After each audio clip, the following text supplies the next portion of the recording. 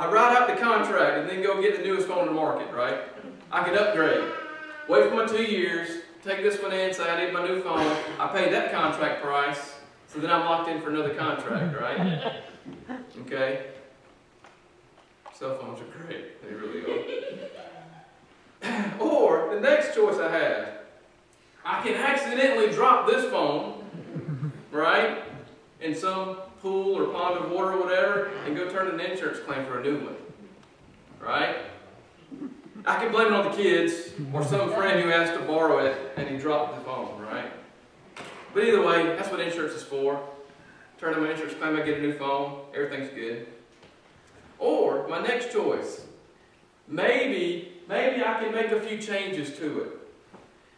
Maybe I can go into the settings and change a few things to help it operate. Nothing too major, nothing too major. I don't want to delete all of my stuff, okay? But just some things to kind of help it along, help it run a little bit better. Or maybe I could even change the network it operates on, thinking that maybe I'll get better service, okay? Or, and I love this one right here, it's the next choice. I can call the technology service desk, otherwise known as the help desk. Right? The help desk. You have to love this option. Because you're already frustrated because the phone's not working right. You can't do what you want to do with it. So you call the little number there, and while you're sitting there waiting for an hour listening to the greatest elevator music hits, or all the advertisements where they want you to buy another phone, right? You're waiting, and then all of a sudden, someone picks up, and you realize that maybe they're not in the same country. You know for a fact that you hit the one for English option, right? But you can't quite communicate for some reason. Recently at work, my company computer, which interestingly enough is acting up today, started acting up on me. It wouldn't turn on. I put it on my docking station at my office, I had everything plugged up, I hit the power button and nothing. Wouldn't do a thing. So I called the help desk. And of course, the standard fix when you call the help desk is turn the computer off and turn it back on. That's always the first thing they tell you to do, right? I don't know if you ever talked to somebody at the technology desk, but anyway, so I call and of course I wait. Finally they pick up and say, how can I help you today? And I said, well, my computer won't turn on. He goes, okay, so here's what I want you to do. First of all, turn it off and then turn it back on. So I am so thankful I called you guys today. So thankful. It's been helpful. Thank you very much. But anyway, you know, this highly educated gentleman, if he really wanted to help me, probably should have started by listening to me, right? When I told him that my problem was I can't turn my computer on, he probably should have told me to turn it off. Okay? I think it's a perfect example of when you need help, be careful who you call on. Sometimes you have to be careful who you turn to for help. Or, I guess, even in addition to all these options, I guess I could quickly flip through the owner's manual and try to troubleshoot the situation myself. But in looking at all these options, I realize that none of these fix the real problem. None of these solutions that I've laid out, they don't fix anything, really. I have changed the default settings of my device, and that's why it's not working like it should. If I get a new device, all I'm going to do is start the process all over, right? I'm going to start putting my stuff back on it. You know, you can take it to Verizon, they'll plug it in and swap over all your stuff to your new phone. So have they helped me?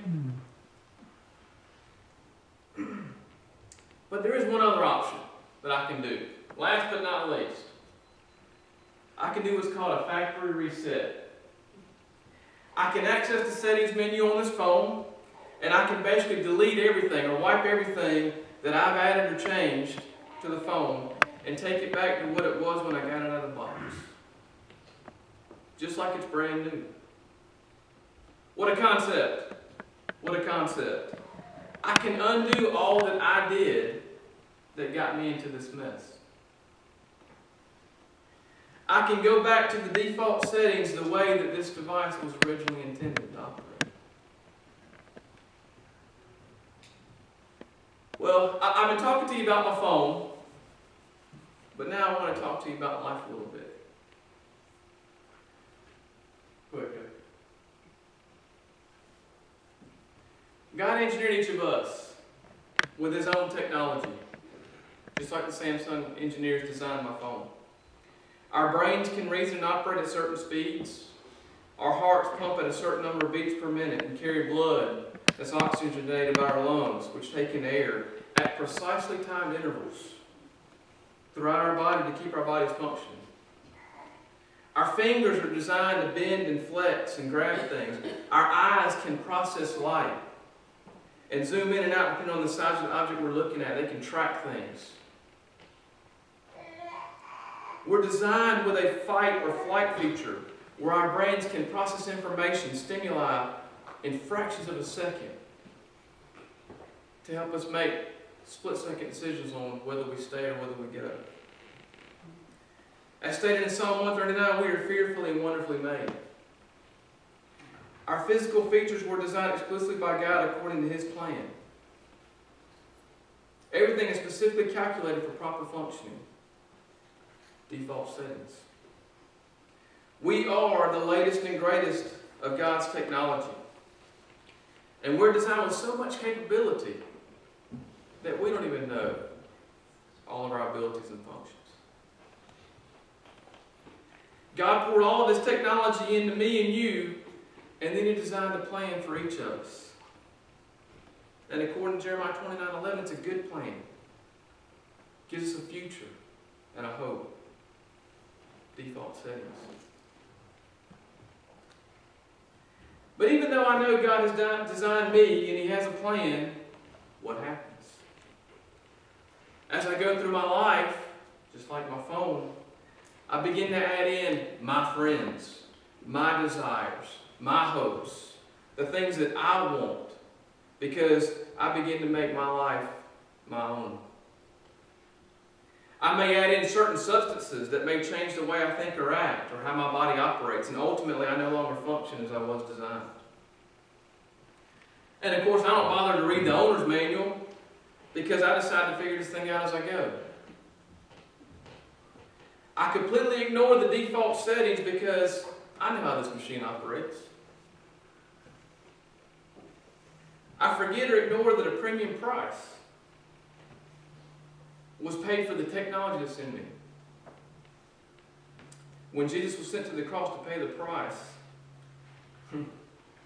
that allows me to live the life the way I want it. You know, when I got my phone, I paid so much for it. And I feel like that gives me the right to make whatever changes I want, use it how I want. But in life, we don't consider the fact that Jesus bought us for a price. So do we let Him make the changes that He wants? Ultimately, I no longer resemble what I was designed to be when I was new, because I have made my life my own and I've completely forgotten what my designer created me to be. Now that I've made my life my own, I begin to experience troubles and issues. And things begin to fall apart for me. I start to glitch. I start to malfunction. My functionality has been decreased because I'm doing things my way and not the way or how I was designed. I don't operate like I should. So just like in looking at my cell phone example, I've got several options. The first one, I can keep on pushing through until my contract expires. Right? Essentially, do nothing and hope that maybe things will get better someday. Waiting for my contract to expire. My next option, instead of turning the insurance claim, I can try to find somebody to blame for my troubles. Right? Sorry, that got out of order. But anyway, I can try to find somebody to blame for my troubles. The next one, I can make a few changes and hope that it's enough to get me going. Nothing too major. Maybe go to church here or there, maybe pray a little bit, but not make any real changes, not make any real commitments to anything. And hopefully it'll be enough to at least make people think that I'm doing okay. Or I can consult my own help desk. You know, my friends, read a self-help book, watch Oprah, Dr. Phil. Let them fix my problems for me, right? I can seek out their advice on what to do.